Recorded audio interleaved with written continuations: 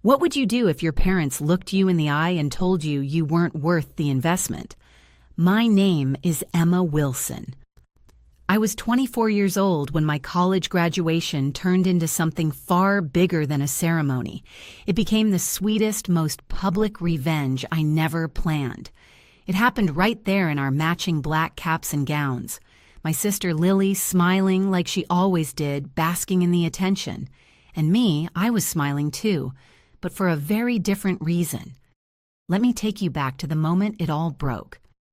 We grew up in a neat white picket fence kind of suburb in Michigan. On the outside, everything looked picture perfect.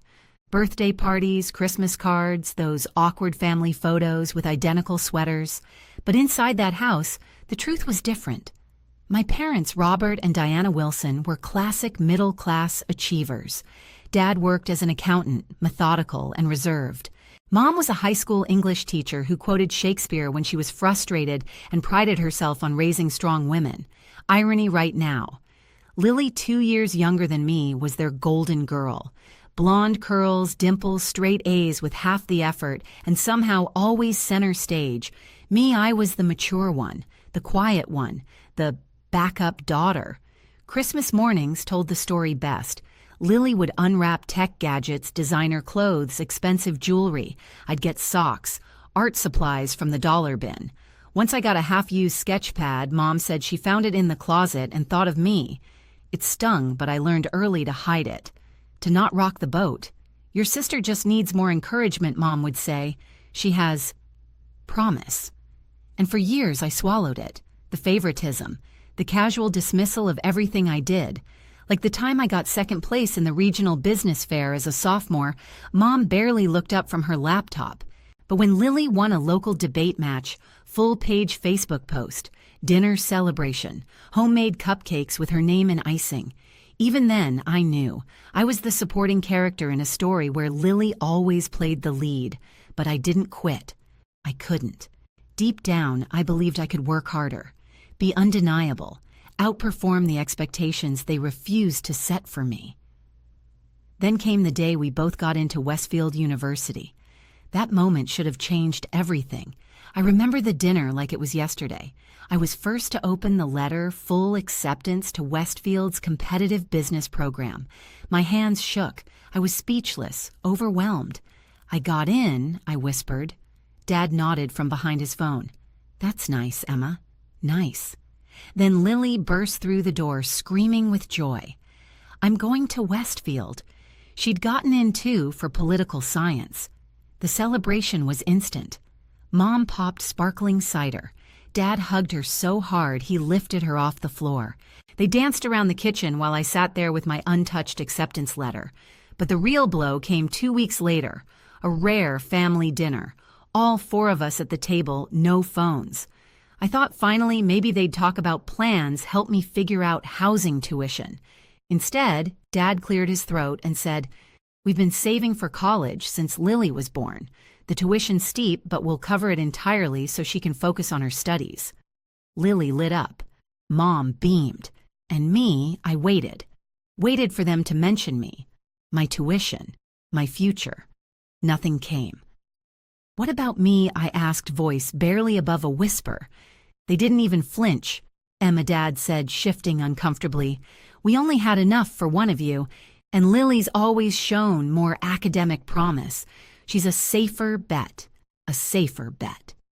Mom reached over, placing her hand on mine with a rehearsed tenderness. You've always been so independent. We thought you'd manage. Maybe loans or community college.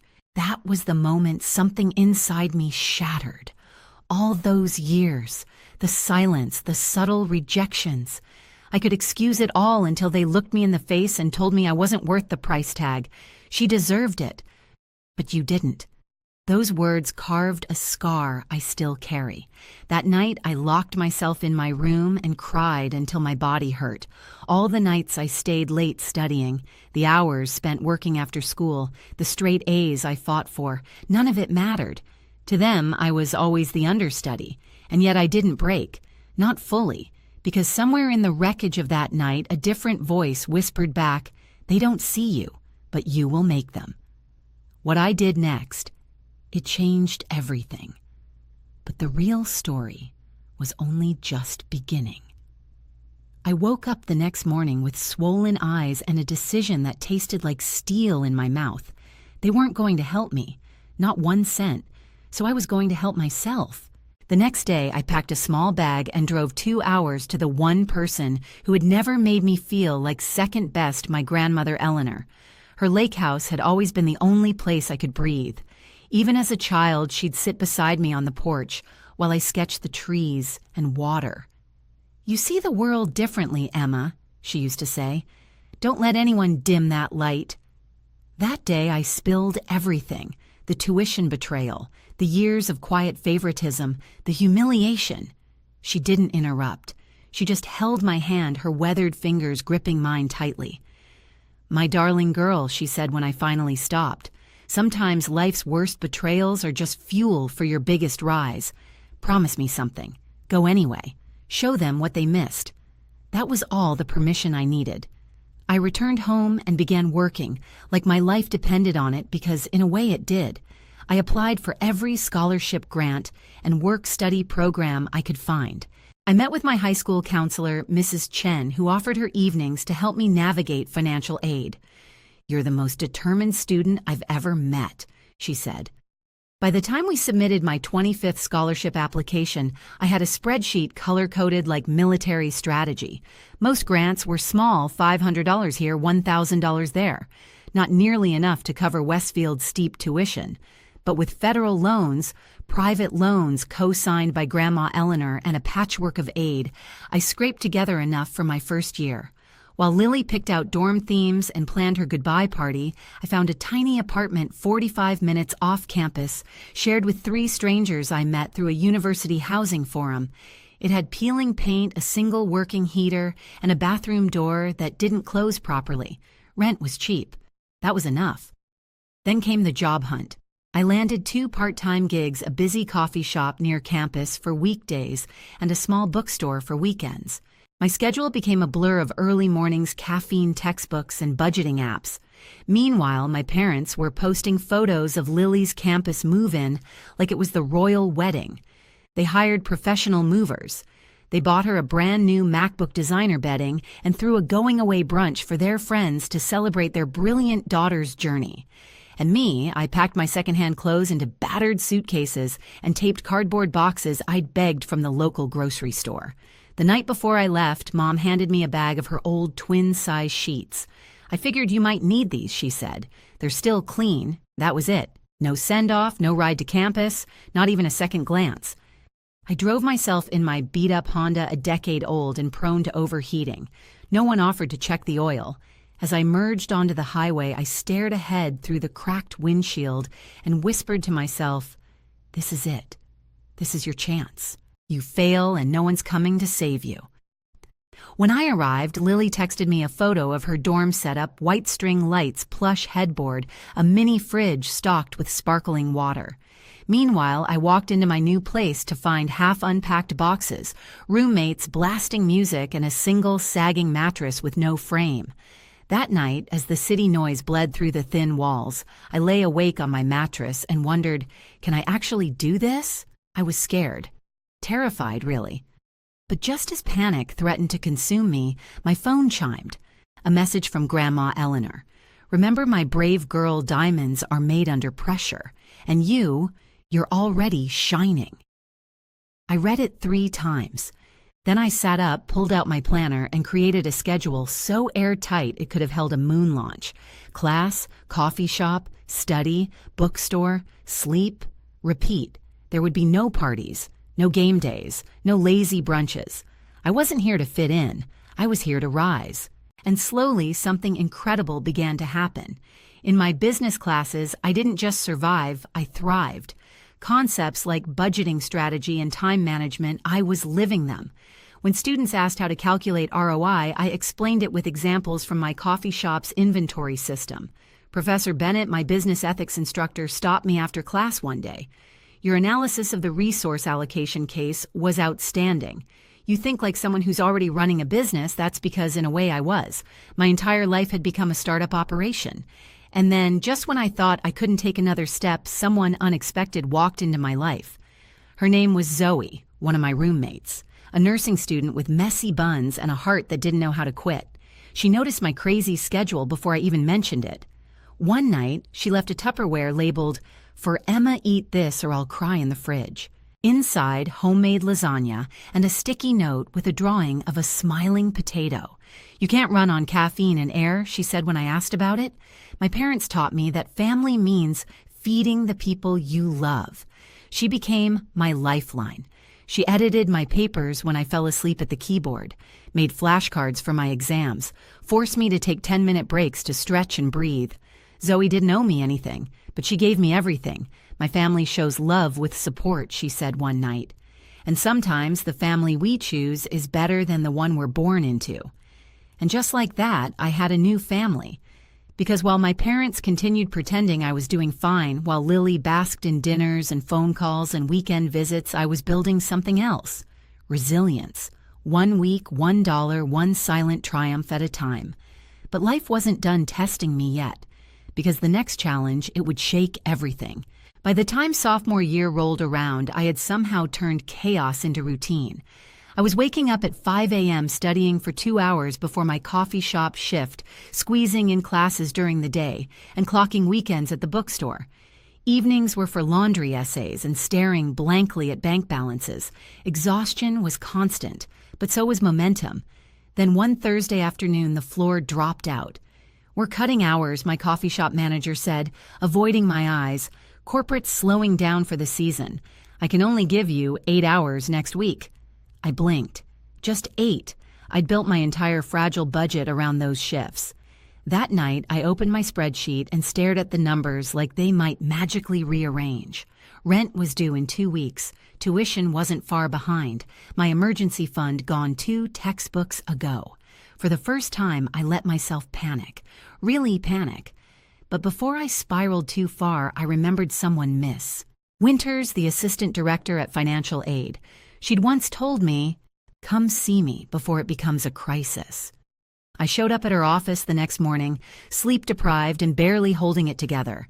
After reviewing my case, she looked up with a soft frown. "Your academic record is impeccable. Let's see what we can do." Turns out, because of my GPA and financial hardship, I qualified for an emergency grant, a small one, but enough to survive the month. "And there's more," she added. "Professor Bennett submitted your name for a research assistant role in the business department. It pays better than the coffee shop and fits your class schedule." You interested? Was I interested? I nearly cried on the spot. That job didn't just save me, it transformed me. Professor Bennett Sharp, perceptive and intimidating in the best way, welcomed me into her study on small business resilience. I analyzed data, compiled reports, and gradually began to offer real insight. "You've got a mind for patterns," she said during one meeting. "Have you considered entrepreneurship?" I had, quietly, secretly, since those nights at Grandma Eleanor's lake house, when I read about CEOs and self-made founders under a blanket with a flashlight. And now, for the first time, someone powerful was saying I could be one of them. That night, something inside me ignited. I took everything I was learning, marketing, project management, digital tools, and began sketching a plan. A real business. My own. By winter break, I had launched a scrappy online platform offering virtual assistant services for small businesses. I created service packages, wrote pitch emails, and built a basic site using free tools and pure willpower. At first, it was just a side hustle. But by junior year, it was a real business with regular clients, growing revenue, and a name that began to spread on campus, Emma Wilson, the girl who ran her own agency while crushing her coursework. That business saved me in more ways than one. I was finally able to quit the bookstore, free up time for more focused classes, and even start paying off my smaller loans. Zoe, ever the unofficial CEO of my emotional support department, made sure I didn't crash from burnout. "You built something out of nothing," she told me one night over stir-fry. "That's not normal, that's powerful." And suddenly, I felt something I'd never felt before. Not just capable, not just resilient, I felt respected. By my professors, my clients, my peers. even strangers who read about my business in a local entrepreneurship blog. Meanwhile, Lily's world remained a curated highlight reel, photos of her at campus galas, snaps of weekend brunches, updates about her study abroad program in Italy. Her captions were full of hashtags like "we're blessed" and "grind mode," though I couldn't tell you what exactly she was grinding. Our relationship was polite, surface level. She'd invite me to sorority mixers and I'd decline citing work. We didn't talk about college finances or the elephant-sized betrayal still parked in our family's living room. But that silence was about to break in a way I didn't expect. One rainy Tuesday evening, I heard a knock on my apartment door. I opened it to find Lily soaked pale and clutching a laptop like it might explode. "I'm failing my thesis seminar," she blurted out. "What my professor says, my entire research method is flawed. I have 3 weeks to rebuild everything. If I don't, I won't graduate." She stood there trembling. I should have shut the door, should have let her feel the panic I'd known so intimately. But instead, I stepped aside.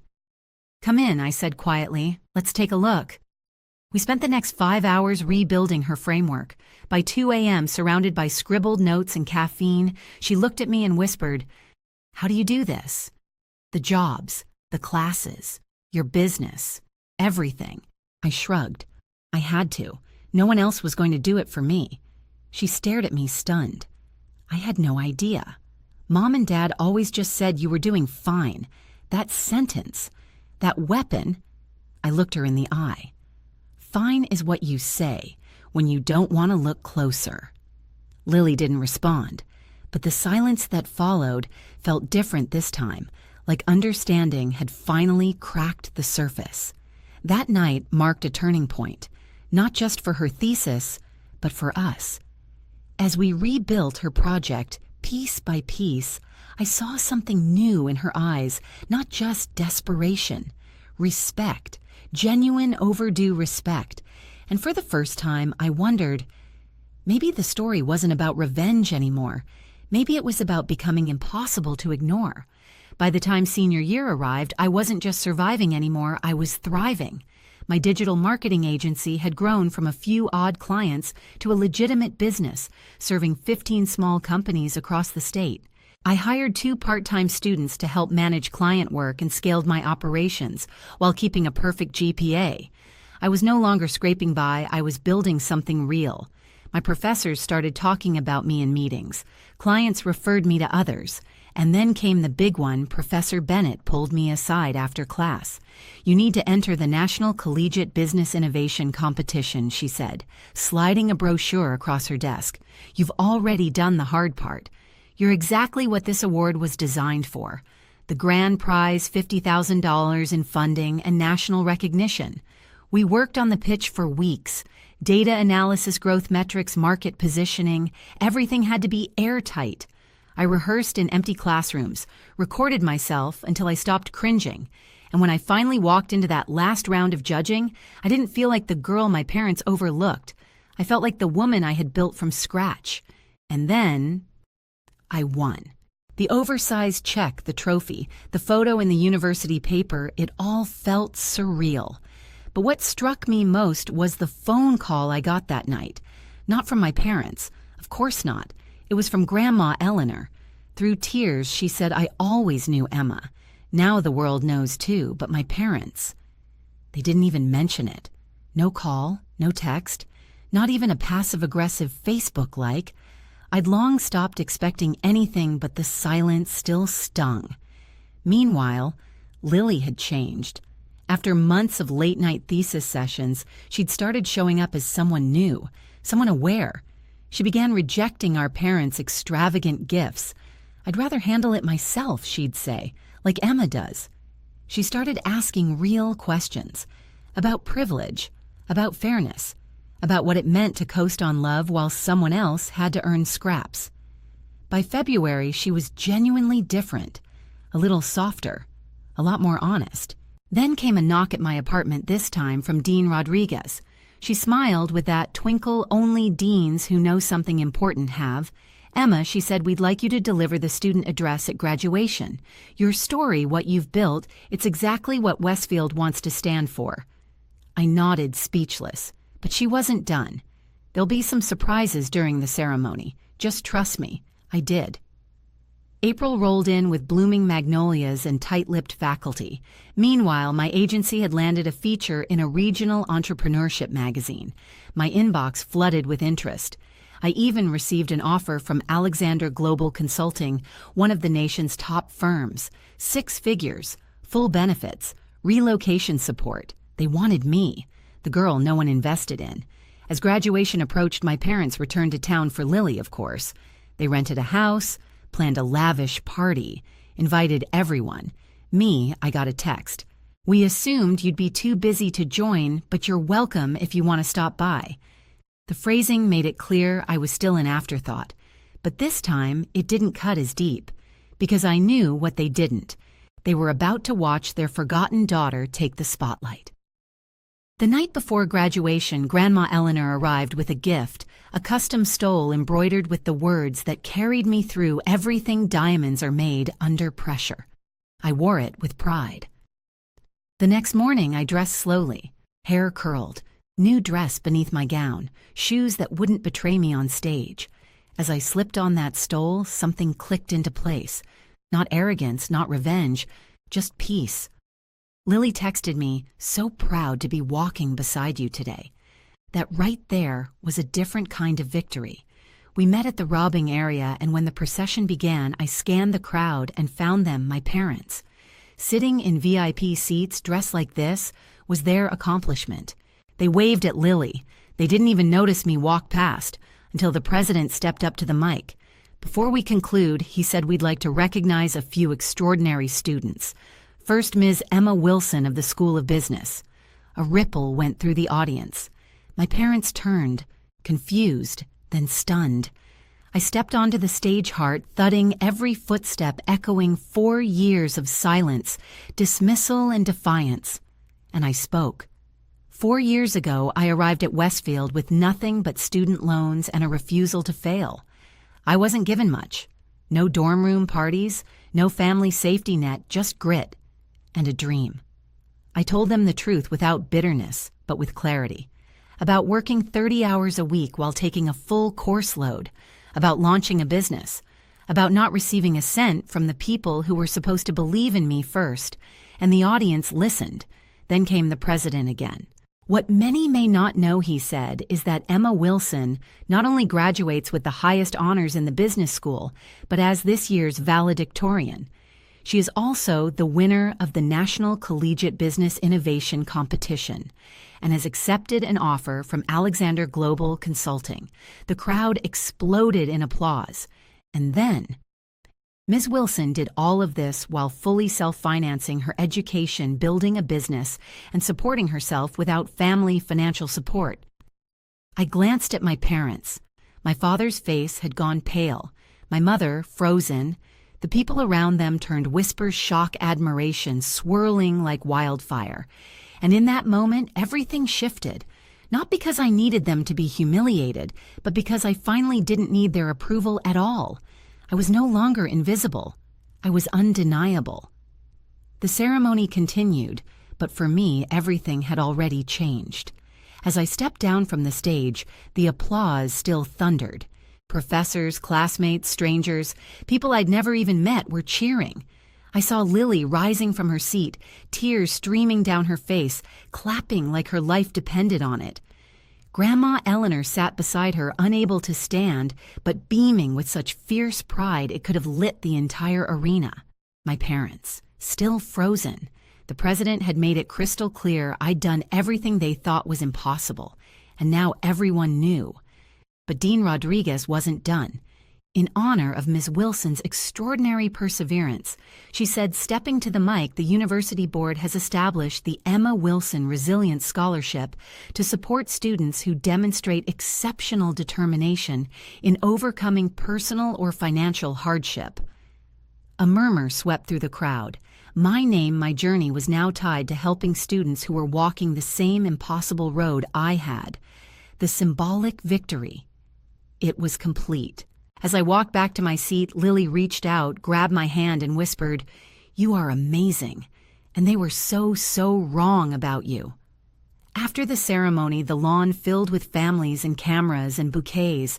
I was approached by professors, mentors, even business executives who'd read about my competition win. But the moment I finally approached my family, it was awkward. My father forced a laugh. "Well, that was quite a surprise. You've been holding out on us, huh?" I looked at him, not angry, just done pretending. "I've never hidden who I am," I said softly. "You just weren't looking." Before they could respond, Lily looped her arm around mine and announced to a nearby group of relatives, "Isn't it incredible what Emma accomplished, all of it on her own? No help, just grit." My mother's face flushed. Aunt Susan's eyebrows lifted. Even Uncle Jack looked stunned. Suddenly, the golden daughter wasn't standing beside them. She was standing beside me. Dad cleared his throat. "Perhaps we should talk more at the dinner tonight. Come celebrate together." I nodded politely, but in my head I was already preparing for what that dinner would become. That afternoon, I attended the business school's private reception, an elegant gathering with chandeliers, soft music, and champagne flutes. Professor Bennett gave a speech about me retelling my journey with such emotion that even the catering staff paused to listen. Zoe tackled me with a hug as soon as I walked in. "Boss lady," she shouted, "you did it." She introduced herself to Grandma, Eleanor, and Lily, the supportive grandma. And the sister who finally woke up, she teased gently. Lily chuckled. "Better late than never, I hope." Dean Rodriguez handed me a sleek business card. "Westfield's MBA program. Full scholarship if you're interested. Keep changing the world, Emma." By the time the reception ended, I felt something I'd never truly known: belonging. People here saw me, not just for what I endured, but for what I built out of it. Then my phone buzzed. "Dinner at the rental house, 6 p.m. Hope you'll join. We want to celebrate both our graduates." I showed it to Lily and Grandma Eleanor. "What do you think I asked?" Grandma snorted. "Bit late to play the proud parent card, isn't it?" Lily hesitated. "Maybe. But it could be worth letting them sit with what they missed." I nodded. "Let's go. Not for them, for us." The rental house was packed. Relatives buzzed around with drinks and appetizers. The moment we entered, heads turned. Suddenly, I was the one being swarmed. "Emma, we had no idea. Your speech was incredible. Tell me more about this business." My parents hovered awkwardly on the fringes, no longer the center of attention. Mom approached first, smiling too widely. "We're so proud of you, sweetheart. Truly." But the words felt late. Dad tried to regain control. "You should have told us about this job offer. Alexander Global." "That's a big deal." Uncle Jack, clearly not in the mood for performance, stepped in. "Maybe she didn't tell you because you haven't asked about her life in years." The room went quiet. Mom looked hurt. "We always supported both of you." "No," Lily said clearly. "You didn't." All eyes turned to her. "You invested in me, all of me, emotionally, financially, every step but Emma. You left her to fend for herself, and she still came out on top." Dad's mouth opened, then closed. Aunt Susan chimed in. "The university president practically called you out on stage. That wasn't subtle." Mom tried to defend. "We had limited resources. We had to make hard choices." Grandma Eleanor's voice cut through like a blade. Choices based on assumptions, and those assumptions were wrong. You saw one daughter as the golden child and ignored the other until she became too successful to ignore. No one had ever spoken that plainly to them. The family dinner shifted. Questions came to me now, about my business, about the scholarship, about what was next, and my parents. They sat in silence, surrounded by everything they had refused to believe in. By the time dessert arrived, the dynamic had changed permanently. My father, clearly uncomfortable, offered a weak olive branch. "We've been talking. Maybe we could help with your new apartment security deposit or something." It was laughable. A $1,000 gesture after 4 years of silence. No need, I said smoothly. My starting salary at Alexander Global is $90,000. Housing's already covered. The number hit like a hammer. Dad blinked. Mom looked down at her plate. I guess Dad muttered, "You've proven yourself." "I didn't need to," I replied, "but I'm glad you finally noticed." That night as we left, Lily turned to me and said, "Grandma and I are taking a few days at the lake house. Come with us." I smiled. "Yeah, I'd like that." And as we drove away, leaving them standing on that front porch in stunned silence, I realized something powerful. Their approval used to be everything to me. Now it meant absolutely nothing.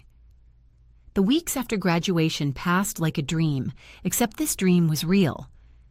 I moved into a sleek apartment near Alexander Global's downtown office, used part of my competition winnings for the deposit and modest furnishings.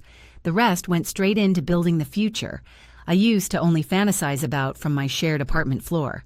My agency kept running too. I didn't shut it down. I promoted my student team to part-time managers, paid them fair wages, structured work around their classes. I wasn't just building for me anymore. I was becoming the mentor I never had. The Business Innovation magazine article dropped a month later. Cover title, "From Ignored to Icon, Emma Wilson's Rise from Nothing." There was a photo of me at graduation cap gown, Grandma, Eleanor, and Lily on either side, that stitch stole draped across my chest. I mailed copies to everyone who mattered, not to prove anything, just to say this happened, and I made it. A week later, I got a text from Mom. "Would you be open to meeting us for lunch, just to talk?" I hesitated. Old wounds don't close cleanly, but growth means confronting, not avoiding. We met at a quiet restaurant. No spectacle, no crowd. Mom spoke first, her voice softer than I remembered. "We've had a lot of time to think about the choices we made." Dad shifted uncomfortably. "We were wrong. We misjudged you." I said nothing. Let the silence sit. "We didn't understand," Mom continued. "You were always capable. But we only saw what we wanted to see, and we're sorry." The apology was imperfect, but it was real. So I told them the truth. "I'm open to a relationship," I said, "but it has to be new, built on reality. Not on who you thought I was or who you wanted me to be." Dad nodded. "That's fair. And one more thing," I added, steady. "Don't ever call what happened a misunderstanding. It was favoritism. It caused damage. Own it." They did. That was the first time I felt, maybe not closure, but a shift. The door cracked open, not wide, but enough to let light in. Meanwhile, Lily and I were rebuilding something deeper than sisterhood. Friendship. She joined a nonprofit focused on educational equity, said it was inspired by watching me overcome everything without support. "I keep thinking about how many Emmas are out there," she told me one evening, "but with less luck, less help, less resilience." "What happens to them?" I smiled. "That's what I'm working on, because I decided if the system failed me, then I'd create a better one." With the help of Professor Bennett and Dean Rodriguez, I launched the First Generation Achievement Fund, a scholarship designed not for the highest GPA or the fanciest resume, but for students who'd clawed their way through impossible odds just to sit in a classroom. The first recipient, a young woman studying accounting while working nights and raising her little brothers. I read her application and saw myself years ago, tired, underestimated, but undefeated. I handed her the award myself, told her, "This isn't charity, it's recognition. You're already proving the world wrong. Now you'll have help doing it." And as I watched her hug her mom and cry with relief, I felt something shift in me too. Healing doesn't always come from those who hurt you. Sometimes it comes from making sure no one else has to walk the same hard road alone. My parents came to the award ceremony, sat quietly in the back. Afterwards, Dad approached. "You've created something meaningful," he said. It was simple, but for once there was no defense, no deflection, just pride. Not in Lily, in me. That mattered. But it wasn't everything, because by then I'd learned that external validation is a mirror, not a compass. It reflects where you are. It doesn't decide where you go. The following summer, on the anniversary of graduation, I visited Grandma Eleanor at the lake house. We sat on the porch sipping tea as the sun dipped low. She handed me a small wooden box. Inside was a silver bracelet, elegant, timeless. This was given to me by my grandmother, she said. She told me, "A woman's value is never measured by applause. It's measured by the silence she survives." I've been saving it for someone who understands. She fastened it around my wrist, and I cried. Not from pain, but from the release of it. I had survived, thrived, rebuilt, and somewhere along the way I became someone my younger self would look up to. The family I built, Zoe Grandma Lily, my mentors, even clients who saw me as more than a line on an invoice, became my real roots, and my parents, they're learning, slowly, consistently. We meet sometimes. It's not perfect. It's not supposed to be. Forgiveness isn't approval. It's freedom. And as for Lily, well, she's still figuring out how to use her voice. But now she never speaks without remembering who didn't get a voice at the table growing up. The best part? She listens now. One crisp fall morning, hiking a trail near the lake, she asked, "Do you think you'll ever really forgive them?" I paused. Forgiveness, I said, isn't saying it was okay. It's saying I won't let it own me. We stood at the overlook in silence, looking out. She nodded. They lost something big, not knowing who you were all those years. I smiled. They did. If you've ever been the one overlooked, the one they didn't believe in, the one who had to build while others were carried, just know this. Their limited vision doesn't define your future. Your value isn't given. It's realized. And the day they finally see it won't even matter, because by then you'll already be so far beyond their imagination, they'll barely recognize the view. So tell me, have you ever been underestimated by the people who should have believed in you most? Drop your story below. Like and subscribe if this hit home. And remember, sometimes the greatest revenge is simply becoming everything they said you couldn't.